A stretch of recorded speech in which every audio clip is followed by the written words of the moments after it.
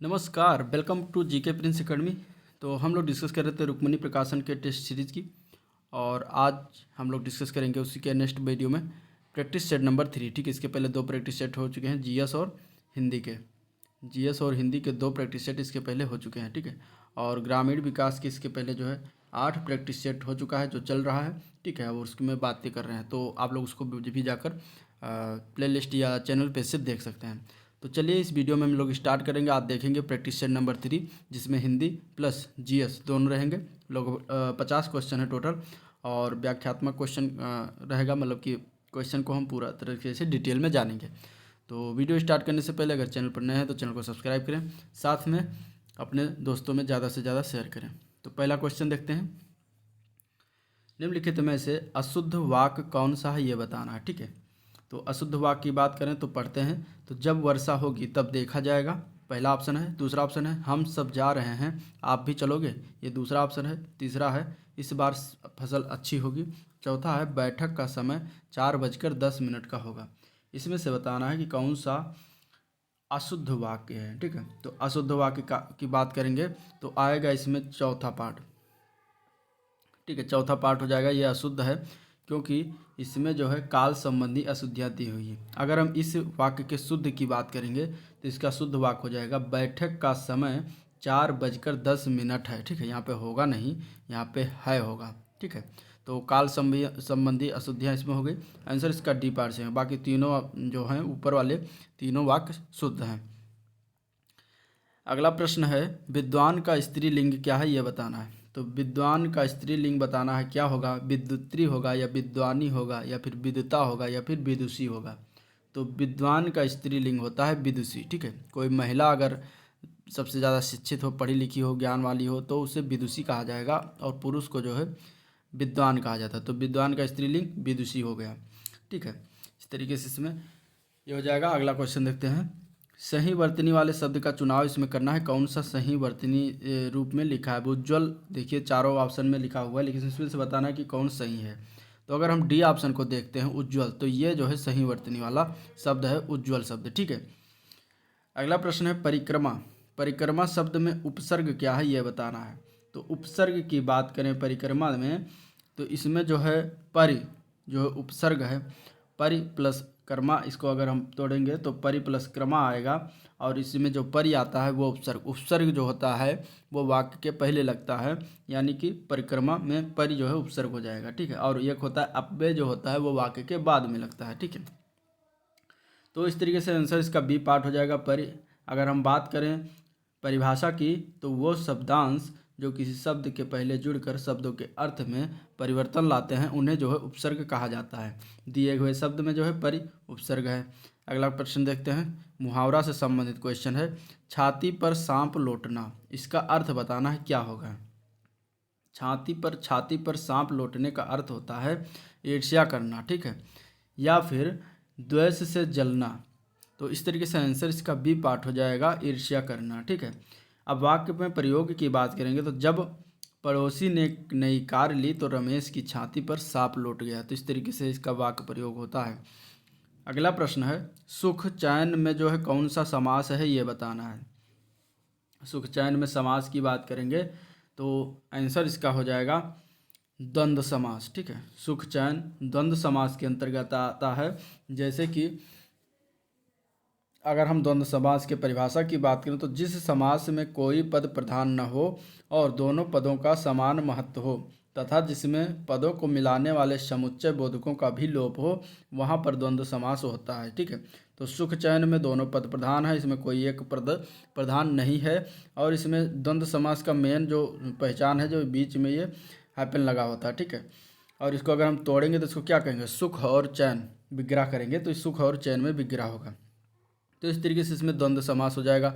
अगला प्रश्न है सिंह वन में टहलता है रहता है, तो रेखांकित तो जो वाक्य है इसमें कारक कौन सा ये बताना है। ठीक है, रेखांकित वाक्य देखिए वन में रेखांकित है, तो इसमें बताना है कि इसमें कौन सा कारक है। तो वन में मीन्स में किस कारक में आता है, में जो है अधिकरण कारक में आता है। ठीक है, तो आंसर इसका बी पार्ट से हो जाएगा, अधिकरण कारक। अधिकरण कारक होता है शब्द के जिस रूप में क्रिया के आधार पर ज्ञान हो उसे अधिकरण कारक कहते हैं, ठीक है। और इसका विभक्ति बोधक जो चिन्ह होता है वो होता है में और दूसरा होता है पर। दो चिन्ह होते हैं इसके, में या फिर पर। ये दोनों जहाँ आपको वाक्य में लग जाएं, ये दिख जाएं, वो वहाँ पर अधिकरण कारक हो जाएगा, ठीक है। कर्ता ने कर्म को जो ये होता है 8 प्रकार को आपको देख लीजिए। इसको मैंने कारक के रूप में पढ़ाया हुआ, आप लोग वहाँ से वीडियो घटना चक्र के हिंदी के पोर्शन में जाकर व्याकरण में पढ़ सकते हैं। अगला प्रश्न है जल्दी चलो, रेखांकित भाग में कौन सा विशेषण है ये बताना है, ठीक है। जल्दी चलो में कौन सा क्या कहते हैं विशेषण है, नॉट विभीषण, विशेषण है। विशेषण की बात करें यानी कि एडजेक्टिव कौन सा है इसमें ये बताना है, ठीक है। तो एडजेक्टिव की बात करेंगे तो इसमें जो हो जाएगा क्रिया विशेषण, ठीक है। जल्दी चलो यानी ये क्रिया विशेषण दर्शा रहा है, यानी कि कोई कार्य हो रहा है, ठीक है। तो अगर हम बात करें क्रिया विशेषण की क्या कहते हैं परिभाषा की, तो जिन शब्दों से क्रिया की विशेषता का पता चले उसे क्रिया विशेषण कहा जाता है। जैसे कि अब इसी वाक्य में ले लो जल्दी चलो, तो इसमें विशेषण जल्दी है और चलो जो है क्रिया है, तो क्रिया की विशेषता बता रहा है इस वाक्य में, तो इस तरीके से इसका आंसर जो हो जाएगा वो क्रिया विशेषण हो जाएगा। अगला प्रश्न है पर्वत का पर्यायवाची नहीं है, इनमें से बताना कौन सा पर्वत का पर्यायवाची नहीं है, ठीक है। ऑप्शन दिया गया है नभ, शैल, भूघर और नग, ठीक है। इनमें से बताना है कौन सा पर्वत का पर्यायवाची नहीं है। तो अगर हम इसमें देखें नभ, नभ जो होता है वो पर्वत का पर्यायवाची नहीं होता है, ठीक है। नभ किसका होता है, आकाश का होता है, अंबर का होता है, जो कि ये इसमें ऑप्शन ए में दिया गया है। तो इस तरीके से आंसर इसका ए पार्ट सही हो जाएगा। क्या समझे। अगला हम देखते हैं अगर पर्वत के पर्यायवाची की और शब्दों की, तो पहाड़ होता है, पहाड़ पर्वत का पर्यायवाची होता है, ठीक है। पहाड़ के बाद होता है भूधर, भूधर, नग, शैल, अचल भी होता है, ठीक है। ये सारे जो है पर्वत के पर्यायवाची हैं। अगला प्रश्न है शाखा, शाखा का बहुवचन क्या है यह बताना है। तो शाखा का बहुवचन की बात करें तो क्या हो जाएगा, शाखा का बहुवचन जो होता है वो शाखाएं हो जाएगा, ठीक है। ऑप्शन में सी पार्ट से हो जाएगा। शब्द के जिस रूप से उसके एक से अधिक होने का बोध हो वहाँ पर बहुवचन होता है, ठीक है। तो इस तरीके से आंसर इसका सी पार्ट हो जाएगा। नेक्स्ट क्वेश्चन देखते हैं, मनोयोग में कौन सी संधि है। संधि इंपॉर्टेंट है, एक क्वेश्चन तो संधि से आएगा ही आएगा, ठीक है। तो इसको भी पढ़ते के जाइएगा, रोज इसको प्रिपरेशन मतलब रोज क्या कहते हैं कि रिवीजन या प्रिपरेशन करते रहे संधि का, नहीं तो इसको भूलने लगेंगे, ठीक है। तो मनोयोग में कौन सा संधि है, तो मनोयोग के संधि की अगर हम बात करेंगे तो इसमें विसर्ग संधि आएगा, क्योंकि हम इसको जब विग्रह करते हैं तो विग्रह किस तरीके से होता है, मनोयोग की विग्रह होता है मनः प्लस योग, ठीक है। ये विग्रह होता है मनः प्लस योग। तो इस तरीके से इसमें जो है जहाँ विसर्ग की 2 बिंदी आ जाती है विग्रह करने पर, वहाँ पे जो है विसर्ग संधि आ जाता है। विसर्ग या स्वर का या व्यंजन, विसर्ग का स्वर या व्यंजन के साथ मेल होने पर जो परिवर्तन होता है वहाँ पर विसर्ग संधि होता है, ठीक है। तो इस तरीके से आंसर इसका विसर्ग संधि हो जाएगा। अगला क्वेश्चन देखते हैं, तो दी गई पंक्तियों में प्रयुक्त रस के सही भेद का चयन करना है। अब देखिए पंक्ति दी गई है, देख समस्त विश्व सेतु से मुख में यशोदा विस्मय सिंधु में डूबी। इस वाले वाक्य में जो है बताना है कि कौन सा रस इसमें प्रयोग किया गया है, ठीक है। तो अगर उपरोक्त वाक्यों की बात करें तो इसमें अद्भुत रस है, अद्भुत रस है, आंसर इसका ए पार्ट सही हो जाएगा, अद्भुत रस। अद्भुत रस के स्थायी भाव की बात करें तो क्या होता है, आश्चर्य होता है इसका स्थायी भाव, आश्चर्य। आश्चर्य जो होता है वो अद्भुत रस का स्थायी भाव होता है। जब व्यक्ति के मन में विचित्र अथवा आश्चर्यजनक वस्तुओं को देखकर विस्मय के भाव उत्पन्न हो तो वहाँ पे अद्भुत रस होता है। और इस वाक्य में यही प्रतीत हो रहा है, जब कृष्ण की माँ यशोदा जी जब कृष्ण के मुख में जो है सारा संसार को देखती हैं तो वो आश्चर्य में पड़ जाती हैं, ठीक है। इस तरीके से यहाँ पे अद्भुत रस हो जाएगा। अगला प्रश्न देखते हैं, निम्न वाक्य खंड के लिए उसके नीचे दिए गए विकल्पों में से एक शब्द चुनना है। अब देखिए वाक्यांश है, वाक्यार्थ। तो इसके देखिए एक शब्द क्या होगा, जिसके आर पार देखा जा सके, उसको क्या कहेंगे एक शब्द में, उसको कहेंगे पारदर्शी, ठीक है। आंसर इसका पारदर्शी हो जाएगा। 14 से 15 क्वेश्चन देखते हैं, तो इसमें जो है वर्ग में विकल्पों में तद्भव शब्द का बताना, जैसे कि युवक, धृष्ट, छाह, इच्छा, इसमें बताना कौन सा तद्भव शब्द है। तो तद्भव शब्द की बात करें तो इसमें छाह जो है तद्भव शब्द हो जाएगा, ठीक है। इसका तत्सम शब्द की बात करें तो छाया, छाया इसका तत्सम शब्द होता है। दूसरा है विस्मय, छवि, द्रव और तिनिका में कौन सा तद्भव शब्द है, तिनिका जो है ये तद्भव शब्द हो जाएगा, ठीक है। तिनिका का तत्सम शब्द की बात करेंगे तो तृण होता है, तृण। 16 क्वेश्चन है, 16 नंबर, खिली हुई हवा आई फिरकी सी आई चली गई में कौन सा अलंकार है ये बताना है। तो खिली हुई हवा आई, फिरकी सी आई, चली गई।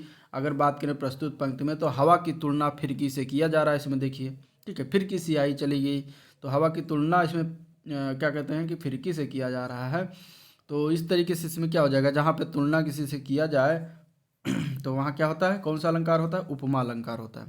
तो उपमा अलंकार होता है। और इसमें जो है अगर देखा जाए तो इस पंक्ति में अनुप्रास अलंकार भी है, क्योंकि हवा में हा वर्ण की आवृत्ति जो है एक से अधिक बार हुई है, ठीक है। हवा आई, फिरकी सी आई और चली गई, ठीक है। तो इस तरीके से इसमें क्या हो जाएगा, एक प्रकार में इस वाक्य में अनुप्रास अलंकार भी छलकता है। तो आंसर इसका डी पार्ट हो जाएगा। अगर उपमा अलंकार होता तो उपमा ही मारते। नेक्स्ट क्वेश्चन देखते हैं। निम्नलिखित मुहावरे में उचित शब्द विकल्प बताना है, कौन सा होगा, ठीक है। उचित विकल्प बताना है मुहावरे का। तो आंखों से गिरना, आंखों से गिरना मतलब इसका अर्थ क्या हो जाएगा, तो आंखों से गिरने का अर्थ होता है कोई महत्व ना होना, ठीक है। कहते हैं ना कि वो हमारी आंखों से, नज़र से गिर गया है, तो इसका मतलब कि उसका कोई महत्व नहीं रह गया है। तो आंसर इसका डी पार्ट सी हो जाएगा। नेक्स्ट क्वेश्चन देखते हैं। अगला प्रश्न है, इसमें दिए गए कुछ वाक्य हैं जो कि त्रुटि से परिपूर्ण है। तो त्रुटि वाले वाक्य में जिस वाक्य में त्रुटि हो उस भाग का अक्षरांक इस तरीके से आप में दिया गया है, और यदि कोई त्रुटि नहीं हो तो कोई त्रुटि नहीं के उत्तर में चिन्हित करना है, ठीक है। जैसे कि जीवन पथ पर हमें सतत रूप से चलते रहना चाहिए, इसमें बताना है कि किस वाले वाक्यांश में जो है त्रुटि है या गलती है। तो अगर हम बात करें इसमें तो सतत रूप से जो लिखा हुआ है, ठीक है, यहीं पर गलती है, ठीक है, ये कहना गलत है। सिर्फ सतत का प्रयोग किया जाना चाहिए, ठीक है, क्योंकि सतत में ही रूप से समाहित होता है, इसमें रूप से लगाने की कोई आवश्यकता, ये अतिरिक्त लगा हुआ है। तो इसमें अगर सही वाक्य की बात करें तो जीवन पथ पर हमें सतत चलते रहना चाहिए, रूप से क्या होता है इसमें समाहित होता है। तो इस तरीके से आंसर बी पार्ट इसमें सही हो जाएगा। क्वेश्चन 19-20 में बात करेंगे तो प्रत्येक वाक्य में रिक्त स्थान की पूर्ति उपयुक्त शब्दों के द्वारा करना है। जैसे कि अगर हम बात करें, देखिए, मनुष्य का विकास, मनुष्य का विकास रथ, प्रशंसा और निंदा के दोनों डैश से ही आगे बढ़ सकता है। इसमें बताना है कौन सा वाक्य उपयुक्त होगा। तो मनुष्य का विकास रथ, प्रशंसा और निंदा के दोनों पहियों से ही आगे बढ़ सकता है, ठीक है। तो इस तरीके से आंसर इसका बी पार्ट से ही हो जाएगा, इसमें पहियों लगाना ही आगे होगा। अगला क्वेश्चन है, कमल का डैश सौंदर्य जो है भंवरे को ही आकर्षित कर सकता है, भैंसों को नहीं। अब इसमें बताना है कौन सा आप क्वेश्चन जो है डैश में जो है खाली स्थान में भरा जाएगा, सौम, रम, सौरभ या सुकुमार। तो अगर हम बात करें इसका आंसर की तो इसमें सौरभ भरा जाएगा, ठीक है। कमल का सौरभ सौंदर्य जो है भंवरे को ही आकर्षित कर सकता है, सौरभ में सुंदर, ठीक है। तो इस तरीके से इसमें सुंदर जो है सौंदर्यता जो है उसकी भंवरे को ही आकर्षित कर सकता है। तो इस तरीके से आंसर सी हो जाएगा। अगला क्वेश्चन देखते हैं। 21 से 25 में जो है कुछ अनुच्छेद दिए गए हैं पैराग्राफ, उसमें बीच बीच में शब्द हटा दिए गए हैं। अब उसमें बताना है कौन सा शब्द जो है उपयुक्त सही सटीक होगा। देखिए, समझने वाली एक महत्वपूर्ण बात यह भी है कि सारी डैश पहला हमारे अकेले की नहीं होती, इसके बाद फिर सारे, फिर डैश, फिर दूसरा लिखा है हमारे चढ़ने के लिए नहीं होते, फिर इसके बाद कुछ चढ़ाइयाँ ऐसी भी होती जो पूरे डैश को एक साथ चढ़नी होती है। इसके बाद ये, और यह बात पूरे समाज को समझाना भी अपने आप में पहाड़ होता है, मगर इस पर का दायित्व भी उन डैश की होती है जिन्हें पहाड़ दिखा। अब देखिए, पहले के जो पहला स्थान दिया गया है यहाँ पे क्या भरा जाएगा, ठीक है। तो समझने वाली में एक महत्वपूर्ण बात यह भी है कि सारी, ठीक है, सारी के बाद अब इसमें डैश लगा हुआ है, तो इसमें कौन सा ऑप्शन होगा, लड़ाइयाँ, ठीक है। लड़ाइयाँ, यहाँ पे लड़ाइयाँ भरेंगे, सारी लड़ाइयाँ हमारे अकेले की नहीं होती। तो इसके बाद दूसरे की अगर बात करेंगे तो सारे जो है दूसरा में सारे पहाड़ हमें चढ़ने के लिए नहीं होते, कुछ चढ़ाइयाँ ऐसी भी होती हैं जो, तीसरे की बात करेंगे तो इसमें हो जाएगा कुछ चढ़ाइयाँ ऐसी भी होती हैं जो अकेले, ठीक है, अकेले यहाँ पे होती है, कुछ चढ़ाइयाँ ऐसी भी जो अकेले, जो पूरे अकेले को एक साथ चढ़नी होती है, ठीक है। और यह बात पूरे समाज को समझाना भी अपने आप में पहाड़ होता है, मगर इस पर इसके बाद इसमें चौथा की बात करेंगे तो चौथे में जो है भरना हमें इस पर क्या आगे क्या होगा, तो इस पर चढ़ने का प्रयोग, ठीक है, चढ़ने का प्रयोग, इस पर चढ़ने का दायित्व भी उन क्या कहता है उन पहाड़ की होती है जिन्हें ये पहाड़ दिखाई देता है, ठीक है। तो इस तरीके से इसमें आंसर जो हो जाएगा वो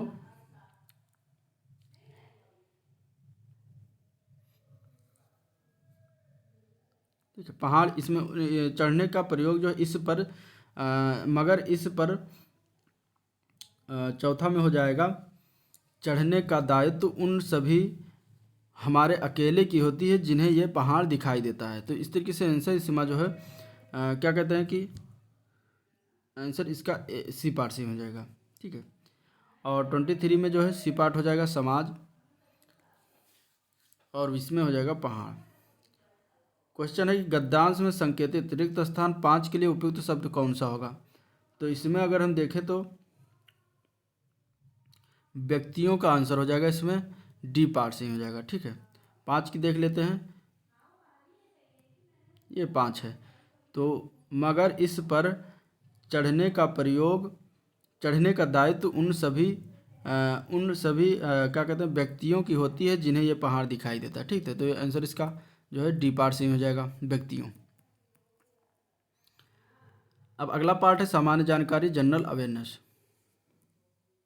जनरल अवेयरनेस की बात करें तो इसमें पहला क्वेश्चन है गुजरात में साबरमती का जो है आश्रम की स्थापना गांधी जी ने किस वर्ष किया था, यह बताना है, ठीक है। तो क्या कहते हैं कि साबरमती आश्रम की स्थापना की अगर हम बात करें तो गांधी जी ने इसे 1916 में स्थापित किया था। आंसर इसका ये पार्ट से हो जाएगा 1916, ठीक है। और ये कहाँ पर किया था साबरमती आश्रम की स्थापना, तो ये गुजरात में हुआ था, अहमदाबाद में। अहमदाबाद में जो है गुजरात में गांधी जी ने अहमदाबाद में इसकी स्थापना की थी। अब आगे हम कुछ पॉइंट इसके बारे में देख लेते हैं। तो साबरमती आश्रम से गांधी जी ने जो है साबरमती आश्रम से गांधी जी ने दांडी यात्रा जो है 12 मार्च 1930 को जो है शुरुआत किया था, और 6 अप्रैल 1930 को जो है नमक सत्याग्रह के साथ सविनय अवज्ञा आंदोलन भी शुरू किया था। 1917 में गांधी जी ने जो है प्रथम सत्याग्रह चंपारण में किया था, नील किसानों के लिए, ठीक है। चंपारण कहाँ, बिहार में, ठीक है। तो 1917 में भारत में पहला सत्याग्रह था गांधी जी का। 1918 में जो है गांधी जी ने अहमदाबाद ट्रेड यूनियन की स्थापना की थी। 1918 में गांधी जी ने अहमदाबाद ट्रेड यूनियन की स्थापना की, जिसे जो है भारत में वास्तविक प्रथम ट्रेड यूनियन माना जाता है। बम्बई मिल हैंड्स एसोसिएशन की स्थापना 1890 में एनएम लोखंडे ने किया था। तो इस तरीके से कुछ पॉइंट हो गया। अब अगला क्वेश्चन देखते हैं, मालवा के स्वतंत्र मुस्लिम राज्य की स्थापना किसने किया था। तो मालवा के स्वतंत्र मुस्लिम राज्य की स्थापना जो है दिलावर खान द्वारा किया गया था। ऑप्शन इसका डी पार्ट से हो जाएगा, दिलावर खान, ठीक है। अब अगर हम पॉइंट की बात करें तो अलाउद्दीन खिलजी ने जो है मालवा को दिल्ली सल्तनत का अंग बनाया था, और तैमूर लंग के आक्रमण के बाद दिलावर खान ने जो है मालवा की स्वतंत्रता घोषणा की थी। दिलावर खान का पुत्र जो है होशंगा शाह अगला शासक बना, जिसने नर्मदा नदी के किनारे होशंगाबाद शहर भी बसाया था। उन्होंने अपनी राजधानी मांडू बनाई थी, ठीक है। मांडू नाम था इनकी राजधानी का नाम। इसके बाद दिलावर खान का पुत्र जो है होशंगा शाह जो का मांडू बनाई, और मालवा के खिलजी वंश की स्थापना जो है महमूद शाह ने किया था। हिंडोला भवन और मांडू का जो है किले का निर्माण होशंगा शाह ने करवाया था, ठीक है। अकबर के समय 1561 में आदम खां ने मालवा पर विजय प्राप्त कर लिया था। मालवा के प्रसिद्ध शासक बाज बहादुर खान था। बाज बहादुर खान जो है प्रसिद्ध संगीतज्ञ भी था। बाज बहादुर की पत्नी का नाम रूपमती था। नेक्स्ट क्वेश्चन देखते हैं, भारतीय राष्ट्रीय कांग्रेस की स्थापना कब हुई थी या कब किया गया था। तो इसका आंसर हो जाएगा 1885। 1885 में कांग्रेस की स्थापना किया गया था, और इसकी स्थापना जो है ए ह्यूम द्वारा किया गया था, ठीक है। और इसका प्रथम अधिवेशन हुआ था 28 दिसंबर 1885, बम्बई में ही हुआ था इसका प्रथम अधिवेशन। और कहाँ पर हुआ था, ग्वालियर टैंक मैदान था, जो कि गोकुलदास तेजपाल संस्कृति विद्यालय में आयोजित किया गया था। प्रथम अध्यक्ष की बात करें तो डब्ल्यू.सी. बनर्जी इसके प्रथम अध्यक्ष थे, ठीक है। यानी व्योमेश चंद्र बनर्जी इसके प्रथम अध्यक्ष थे कांग्रेस के। और उस समय भारत का वायसराय कौन था जब ये स्थापना हुई थी कांग्रेस की, तो उस समय भारत का वायसराय डफरिन था, लॉर्ड डफरिन था। और ब्रिटेन के प्रधानमंत्री कौन थे, ग्लैडस्टोन जो है उस समय ब्रिटेन के प्रधानमंत्री थे। तो ये कुछ पॉइंट हो गया, ठीक है। और प्रथम अगर कांग्रेस के प्रथम मुस्लिम अध्यक्ष की बात करेंगे तो बदरुद्दीन तैयब जी का नाम आएगा, जो कि प्रथम मुस्लिम अध्यक्ष बनाए गए थे कांग्रेस। नेक्स्ट क्वेश्चन देखते हैं, किस वर्ष शिवाजी को छत्रपति का ताज पहनाया गया था। तो अगर हम इसका बात करें तो इसका आंसर क्या हो जाएगा, तो 1674 में शिवाजी को प्रथम छत्रपति का ताज जो है पहनाया गया था। मराठा साम्राज्य के संस्थापक शिवाजी थे, और अपने सैन्य अभियान के अंतर्गत 1644 ईस्वी में जो है 1644 ईस्वी में सर्वप्रथम बीजापुर के जो है तोरण नामक पहाड़ी किले पर अधिकार किया था। 5 जून 1674 को शिवाजी ने जो है रायगढ़ में प्रसिद्ध विद्वान श्री गंगा भट्ट द्वारा राज्याभिषेक करवाया। तत्पश्चात उन्होंने छत्रपति की उपाधि धारण की थी। शिवाजी ने छत्रपति, मराठा कुलभूषण, गौ ब्राह्मण रक्षक आदि उपाधि धारण किया। शिवाजी 2 बार राज्याभिषेक हुआ शिवाजी का। दूसरी बार तंत्रिका विधि द्वारा से राज्याभिषेक किए गए थे। ठीक है, नेक्स्ट क्वेश्चन देखते हैं। गणेश महोत्सव का प्रारंभ किसने किया था? तो गणेश महोत्सव का प्रारंभ बाल गंगाधर तिलक जी द्वारा किया गया था। तो आंसर इसका बी पार्ट से हो जाएगा, बाल गंगाधर तिलक। ठीक है, महाराष्ट्र में शिवाजी महोत्सव तथा गणपति महोत्सव यानी गणेश उत्सव आरंभ जो है बाल गंगाधर तिलक द्वारा करवाया गया था। इसलिए क्योंकि जनता में राष्ट्र सेवा की भावना जागे। बाल गंगाधर तिलक ने जो है 1893 ईस्वी में 1903 में जो है गणेश उत्सव प्रारंभ करवाया था। ठीक है, और 1895 ईस्वी में जो है शिवाजी उत्सव मनवाया था। तो डेट भी याद रखना। और इन्हें जो है राजनीतिक कारणों से जो है पत्रकारिता के लिए जेल जाने वाले पहले भारतीय बने थे बाल गंगाधर तिलक जी। ठीक है, बाल गंगाधर तिलक को सर्वप्रथम 1898 ईस्वी में बंदी बनाया गया था। बाल गंगाधर तिलक जो है अखिल भारतीय स्तर के भारत के प्रथम नेता हैं। ठीक है, बाल गंगाधर तिलक का नारा था स्वराज हमारा जन्मसिद्ध अधिकार है और हम इसे लेकर रहेंगे। ठीक है, नेक्स्ट क्वेश्चन देखते हैं। तो अम्ल का क्षार के साथ उदासीनीकरण करने पर परिणाम स्वरूप क्या मिलता है, ये बताना है। तो अम्ल का क्षार के साथ उदासीनीकरण करने पर परिणाम स्वरूप जो है जल प्राप्त होता है, यानी कि H2O प्राप्त होता है। ठीक है, अम्ल का जो है H+ आयन और क्षार का OH- आयन मिलकर उदासीनी क्रिया में जल प्रदान करता है। ठीक है, आर्हेनियस के अनुसार जो है अम्ल जलीय विलयन में H+ आयन देता है और क्षारक जो है जलीय विलयन में OH- आयन देता है।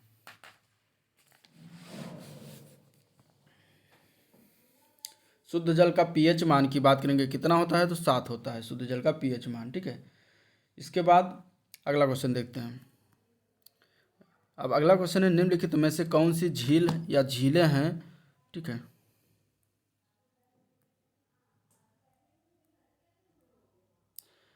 नेक्स्ट क्वेश्चन है, इसमें से बताना है निम्नलिखित में कौन सी झीलें रामसर साइट में सम्मिलित हैं। ठीक है, सस्थम, कोट्टा, वेम्बनाड, अष्टमुडी 3 झीलों के नाम हैं। इनमें से बताना है कौन रामसर साइट के अंतर्गत सम्मिलित हैं। तो अगर हम ऑप्शन की बात करें तो आंसर इसका डी पार्ट से हो जाएगा। ये तीनों झीलें जो है रामसर साइट में शामिल की गई हैं। ठीक है, तो आंसर इसका डी पार्ट हो जाएगा। और तीनों झीलों कहाँ पर हैं? तीनों झीलें जो है केरल राज्य में स्थित हैं। केरल राज्य में तीनों झीलें स्थित हैं। वेम्बनाड झील जो है भारत की सबसे लंबी झील है और यह एक खारे पानी की झील है। अष्टमुडी की बात करें तो खारे पानी की झील है। इसमें जो है कल्लड़ा नदी का पानी छोड़ा जाता है। ठीक है, और यह संधि जो है आर्द्रभूमि के संरक्षण एवं उसके युक्त प्रयोग के लिए की गई एक अंतर्राष्ट्रीय संधि है। और यह संधि कब की गई थी? यह संधि की गई थी रामसर साइट वाली 2 फरवरी 1971 को। 2 फरवरी 1971 को यह संधि की गई थी। ठीक है, रामसर एक जगह का नाम है, कहाँ पर? ईरान में पड़ता है। वहीं पर हस्ताक्षर हुआ था और 21 दिसंबर 1975 से यह लागू हो गया था। भारत ने जो है इसमें 1982 ईस्वी में जो है रामसर संधि को स्वीकार किया था। ठीक है, वर्तमान में भारत में कुल 47 जो है रामसर साइट हैं। तो इस तरीके से आंसर इसका जो डी पार्ट हो जाएगा। इस समय जो है 49 हो गए हैं भारत में।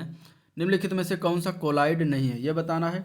तो इसमें से जो क्लोरोफिल है यह कोलाइड नहीं है। ठीक है, बाकी रंगीन का, धुआं, धूध, ये सब सारे कोलाइड हैं। ठीक है, क्लोरोफिल की बात करें तो ये हरे रंग का वर्णक होता है जो पौधों में पाया जाता है। क्लोरोफिल में जो है एक धातु पाई जाती है जो बहुत पूछा जाता है। वो धातु का नाम क्या है? मैग्नीशियम।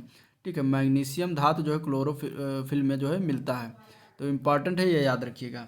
मैग्नीशियम का जो संकेतक जो होता है उसे Mg से डिनोट किया करते हैं। ठीक है, अब कोलाइडी विलयन की बात कर लेते हैं।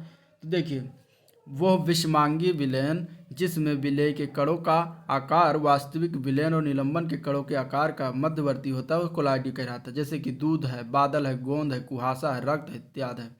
अगर हम बात करें कोलाइडी के उदाहरण की तो ये सारे उदाहरण हो गए। धुआं जो है किस कोलाइड का है? तो एरोसोल कोलाइड का उदाहरण है। दूध जो है इमल्सन या पायस कोलाइड का उदाहरण है। रंगीन रत्न या दूधिया कांच जो है ठोस जेल कोलाइड का उदाहरण है। और कोहरा जो है ये एरोसॉल कोलाइड का उदाहरण होता है। अगला प्रश्न है, एकल जैविक अणु को मापने में प्रयुक्त उपकरण कौन सा होता है? तो एकल जैविक अणु को मापने में प्रयुक्त उपकरण जो होता है स्टैंडिंग वेव एक्जियल नैनोमेट्री होता है, ठीक है। तो आंसर इसका बी पार्ट से हो जाएगा। स्टैंडिंग वेव एक्जियल नैनोमेट्री से जो है एकल जैविक अणु को मापते हैं, ठीक है। एकल जैविक अणु में जो है प्रोटीन, एंजाइम और हार्मोन्स आदि पाया जाता है। अगर हम बात करें एंजाइम एवं हार्मोन्स जो है जैव उत्प्रेरक की भांति यह कार्य करता है। माइक्रोस्कोप का निर्माण जो सर्वप्रथम जैकरिस जेनसेन ने किया था। 1 नैनोमीटर का आकार कितना होता है? 10⁻⁹ मीटर होता है 1 नैनोमीटर का आकार। इलेक्ट्रोकार्डियोग्राम द्वारा जो है हृदय क्या कहते हैं, हृदय की गति मापी जाती है। अगला प्रश्न देखते हैं। तो प्रकाश के स्रोतों को कला संबद्ध कहा जाता है और यदि इनके द्वारा उत्पादित तरंगों की कैसी हो? तरंगदैर्घ्य समान हो, आयाम समान हो, या फिर तरंगदैर्घ्य समान हो तथा कलांतर नियत हो, या फिर आयाम तथा तरंगदैर्घ्य समान हो। इसमें से कौन सा आंसर समझ जाएगा? तो आंसर इसमें अगर बात करेंगे तो सी पार्ट आएगा, ठीक है। अगर प्रकाश के दो स्रोतों को कला संबद्ध कहा जाता है और यदि इनके तरंग समान हो तथा कलांतर नियत हो तो वो जो है क्या कहेंगे, दो स्रोतों को कला संबंध हो। अब देखते हैं इसकी कुछ डिटेल। तरंग के कहते हैं तरंग द्वारा जो है तय दूरी तरंग दैर्घ्य कहलाता है और तरंग दैर्घ्य का इकाई मात्रक होता है मीटर, ठीक है। तरंग दैर्घ्य का इकाई मात्रक क्या होता है? मीटर होता है, ये आपको याद रखना है। और इसका अन्य मात्रक की बात करें तो एंगस्ट्राम भी होता है, एंगस्ट्राम, ठीक है, ये भी आपको याद रखना है। तरंग दैर्घ्य का इकाई मात्रक। अब दो लगातार श्रृंगों अथवा दो लगातार गर्तों या फिर दो लगातार संबीटनों अथवा दो लगातार विरलनों के बीच की दूरी तरंग दैर्घ्य कहलाता है, ठीक है। ये हो गया इसका परिभाषा। तरंग दैर्घ्य का व्युत्क्रम को तरंग संख्या कहते हैं। अगर तरंग दैर्घ्य का वेग c हो, आवृत्ति n हो और तरंग दैर्घ्य लैम्डा हो तो c बराबर n लैम्डा एक फार्मूला होता है, ठीक है, निकालने का। तरंग दैर्घ्य का वेग बराबर आवृत्ति गुणे तरंग दैर्घ्य, तरंग का वेग बराबर आवृत्ति गुणे तरंग दैर्घ्य। तरंग दैर्घ्य समान तथा कलांतर नियत होता है और यदि दो प्रकाश स्रोत असमान आवृत्ति की तरंग उत्पन्न करें अर्थात दोनों स्रोत की तरंगों की आवृत्ति अलग अलग हो तथा दोनों तरंगों के मध्य कलांतर का मान परिवर्तित हो तो उसे असमान स्रोत कहते हैं। अगला प्रश्न देखते हैं। पारा प्रदूषक के रूप में किससे जो है उत्सर्जित होता है ये बताना। तो पारा प्रदूषक के रूप में जो है ये कोयला आधारित विद्युत संयंत्रों से उत्सर्जित होता है। तो आंसर इसका ए पार्ट से हो जाएगा, कोयला आधारित विद्युत संयंत्र, ठीक है। अब जब कोयला जलता है तो वायु जो क्या कहते हैं कि वायु वाहित विषाक्त पदार्थ जैसे कि पारा हुआ, शीशा हुआ, नाइट्रोजन ऑक्साइड आदि से निकलता है। प्राकृतिक रूप से पारा जो है ज्वालामुखी विस्फोट, दावानल एवं जीवाश्म ईंधन आदि से उत्सर्जित होकर पर्यावरण को प्रदूषित करते हैं। मानव जनित गतिविधियों से जैसे कि गोल्ड माइनिंग, कोयला आधारित विद्युत संयंत्र, सीमेंट उत्पादन, चिकित्सीय अपशिष्ट आदि से पारा प्रदूषक के रूप में उत्सर्जित होते हैं। वर्तमान में पारा से होने वाले प्रदूषणों में मानवीय गतिविधियों का 50 से 70% तक योगदान रहता है, ठीक है। और अगर बात करें पारा तो एक द्रव धातु है पारा, ठीक है। इसकी परमाणु संख्या Hg की 80 है, पारा की, ठीक है, 80 है और ये आर्द्रताग्राही द्रव है, धातु है। इसका उपयोग जो है बैरोमीटर या थर्मामीटर में किया जाता है, ठीक है। कमरे के ताप से ऊपर 4 प्रमुख धातु जो है द्रव में होते हैं, ठीक है। एक है Ga, गैलियम, Rb, रुबिडियम, इसके बाद Cs है, सीजियम, इसके बाद फ्रेंशियम Fr, ठीक है। और Hg जो होता है पारा, ये भी द्रव धातु होता है।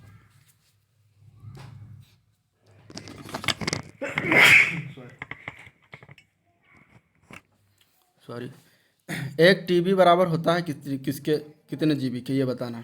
एक टेराबाइट, टीबी को टेराबाइट कहते हैं, ये होता है 1024 जीबी के बराबर यानी कि गीगाबाइट के। एक टेराबाइट बराबर 1024 गीगाबाइट के बराबर होता है, ठीक है। अब देखें 0 व 1 को बिट कहा जाता है और कंप्यूटर की गति को जो है मेगा हर्ट्ज से मापते हैं, ठीक है। कंप्यूटर के CPU और के क्लॉक की गति जो है बिट्स पर सेकंड में मापा जाता है। सुपर कंप्यूटर की गति को जो है फ्लोटिंग पॉइंट ऑपरेशन पर सेकंड या फ्लॉप में मापते हैं। तो इस तरीके से इसके कुछ पॉइंट हो गए, ठीक है। अगर 1 KB की बात करें तो 1 KB में कितना होता है? तो 1024 बाइट होता है 1 KB में, ठीक है। 1024 बाइट 1 KB के बराबर होता है। फिर बात करते हैं 1 MB बराबर, तो 1024 KB के बराबर होता है यानी कि किलो बाइट के बराबर ये होता है 1 MB, ठीक है, यानी कि मेगाबाइट। अब अगर 1 GB की बात करें 1 GB तो 1 GB बराबर होता है 1024 MB, 1024 MB, ठीक है। MB होता है मेगाबाइट, GB होता है गीगाबाइट।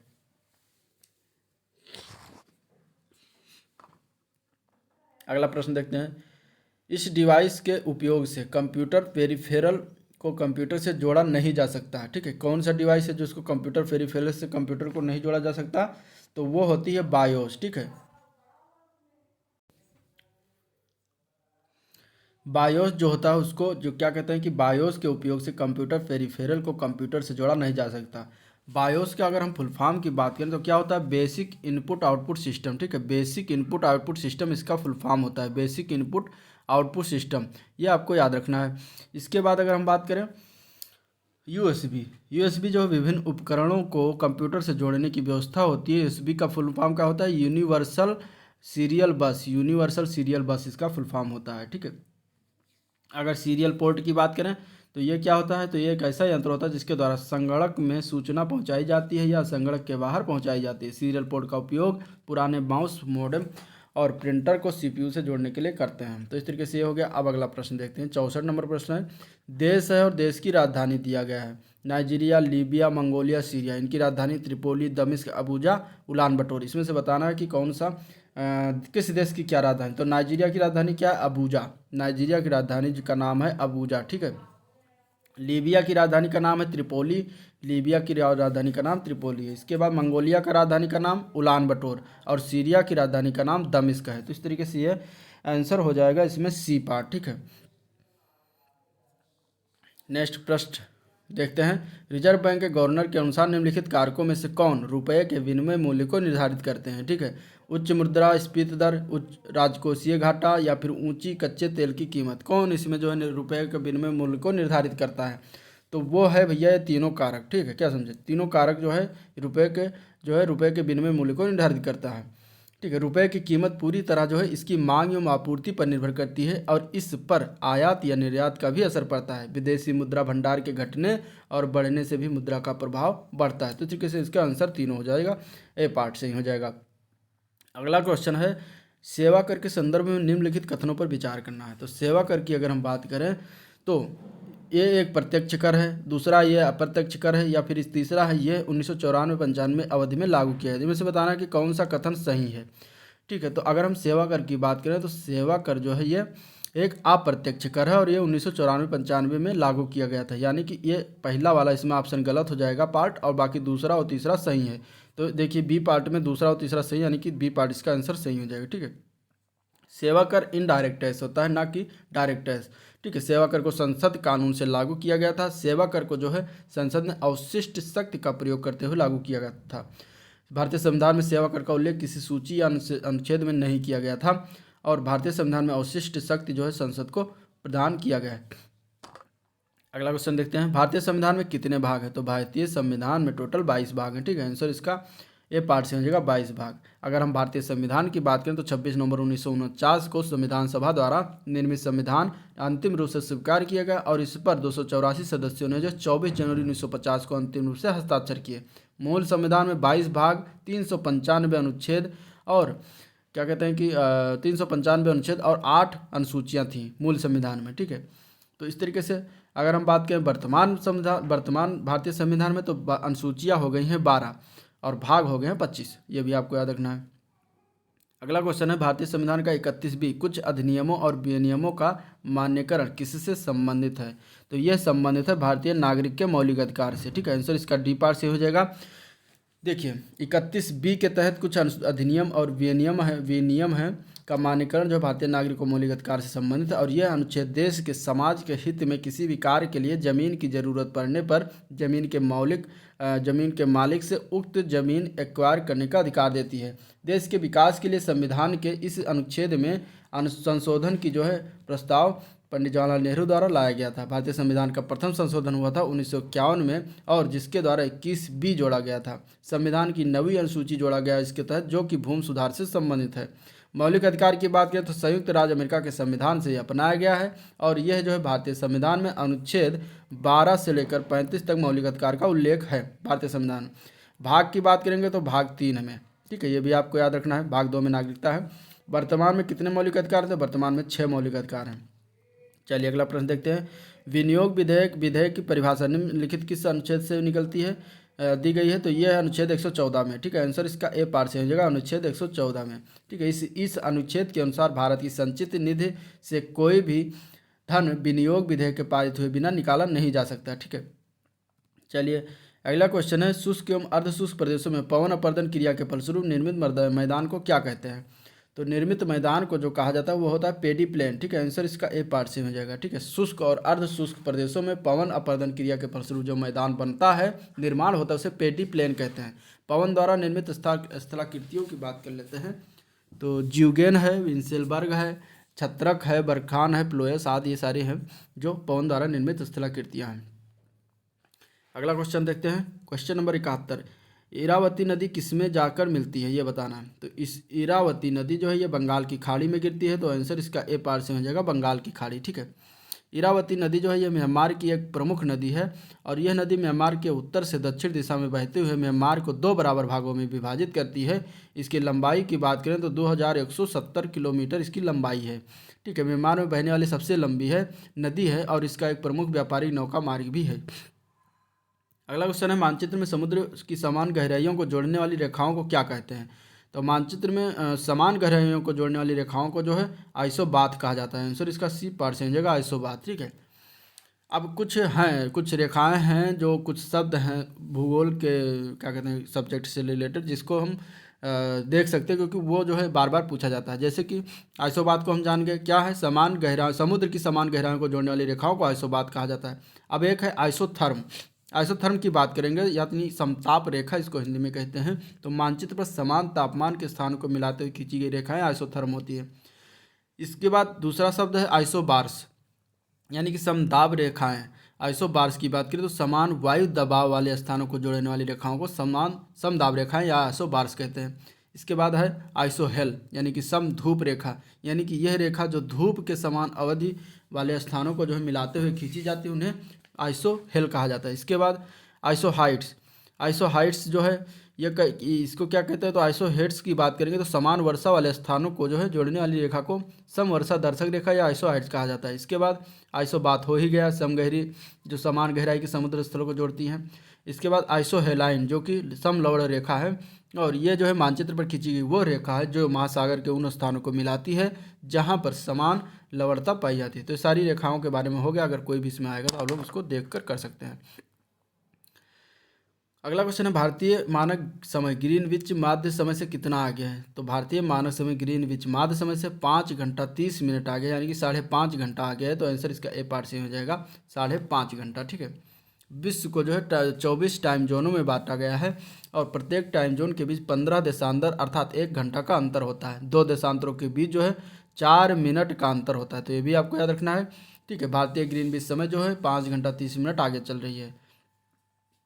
नेक्स्ट क्वेश्चन देखते हैं, कोविड-19 महामारी से निपटने के लिए जो है भारतीय सशस्त्र बल द्वारा शुरू किए गए ऑपरेशन का नाम क्या था? तो कोविड-19 से निपटने के लिए भारतीय जो सशस्त्र बल द्वारा शुरू किया गया था उसका नाम था ऑपरेशन कोजीत। ठीक है, ऑपरेशन कोजीत। तो आंसर इसका बी पार्ट से हो जाएगा ऑपरेशन कोजीत। लास्ट क्वेश्चन है, सॉफ्टवेयर कोड में त्रुटियां ढूंढने की प्रक्रिया क्या है? तो सॉफ्टवेयर कोड में त्रुटियां ढूंढने की प्रक्रिया जो होती है वो डीबगिंग होती है। आंसर इसका डी पार्ट से ही हो जाएगा। ठीक है, और डीबगिंग के 3 स्टेज होते हैं, एरर का पता लगाना, एरर के लोकेशन का पता लगाना और एरर को एनालाइज करना। तो इस तरीके से आंसर इसका डी पार्ट से हो जाएगा ये डीबगिंग। ठीक है, तो ये था जीएस और हिंदी का वीडियो प्रैक्टिस सेट नंबर 3 जिसका सोल्यूशन हुआ। अगर वीडियो पसंद आया तो लाइक करिए, चैनल को सब्सक्राइब करिए, साथ में अपने दोस्तों में ज़्यादा से ज़्यादा शेयर करिए। ठीक है, तो मिलते हैं नेक्स्ट वीडियो के लिए। आज के लिए इतना ही, अगले दिन अगला इसका टेस्ट होगा।